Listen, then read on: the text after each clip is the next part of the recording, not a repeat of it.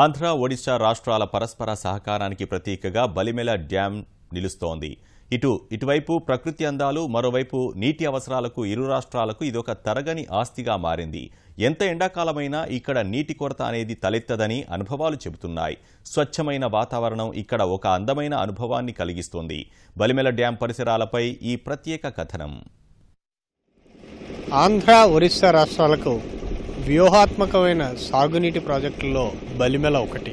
ఈ బలిమెల రిజర్వాయర్ నుంచి అటు సీలేరుకి, ఇటు ఒరిస్సాకి కూడాను సాగునీటిని, అలాగే విద్యుత్ ఉత్పత్తి చేసే నీటిని వినియోగించుకోవడం జరుగుతోంది. ఇక్కడి నుంచి ఉత్పత్తి చేసే సీలేరు నుంచి ఉత్పత్తి చేసే జల విద్యుత్ మొత్తం ఒరిస్సా రాష్ట్రం ఉపయోగించుకునేందుకు పూర్తి స్థాయిలో అనుమతి ఉంది.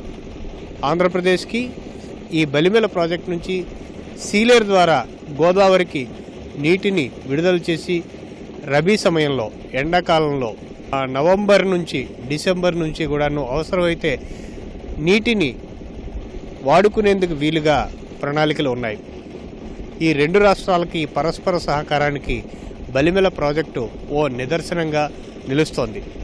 చుట్టూ పచ్చని కొండలు, అంతే దట్టమైన అటవీ ప్రాంతం నుంచి వచ్చే ఈ ప్రకృతి సహజ సిద్ధమైన అందాల నడుమ ఉన్న ఈ ప్రాజెక్టు పర్యాటక పరంగానూ రెండు రాష్ట్రాలకు కీలకమే.